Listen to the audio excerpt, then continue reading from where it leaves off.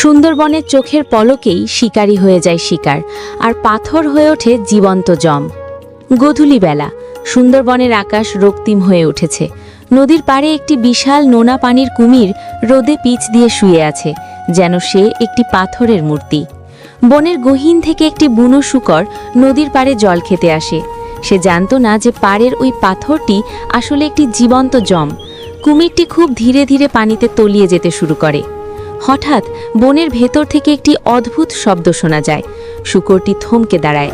ঠিক তখনই ঝোপের আড়াল থেকে বিদ্যুতের গতিতে বেরিয়ে আসে একটি চিতাবাঘ।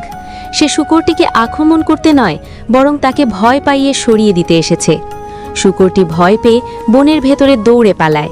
ঠিক সেই মুহূর্তে কুমিরটি পানি থেকে বিশাল এক লাফ দেয়, কিন্তু তার শিকার ততক্ষণে নাগালের বাইরে। কুমিরটি ক্ষিপ্ত হয়ে আবার পানিতে আছাড় খায়। চিতা বিড়ালটি একটি বড় গাছের ডালে চড়ে বসে কুমিরটির ব্যর্থতা দেখছিল। এমন সময় বনের গভীর থেকে বাঘের একটি দূরপাল্লার গর্জন ভেসে আসে, যেন বনের আসল রাজা সবাইকে জানিয়ে দিচ্ছে রাতটা কেবল তারই। রাত নামছে সুন্দরবনে, সব শিকারী এখন আড়ালে। প্রকৃতির এই নিষ্ঠুর অথচ সুন্দর লড়াই চলতেই থাকবে। ভিডিওটি ভালো লাগলে একটি লাইক করে দেবেন। পেজে নতুন হলে অবশ্যই একটি ফলো করে দেবেন।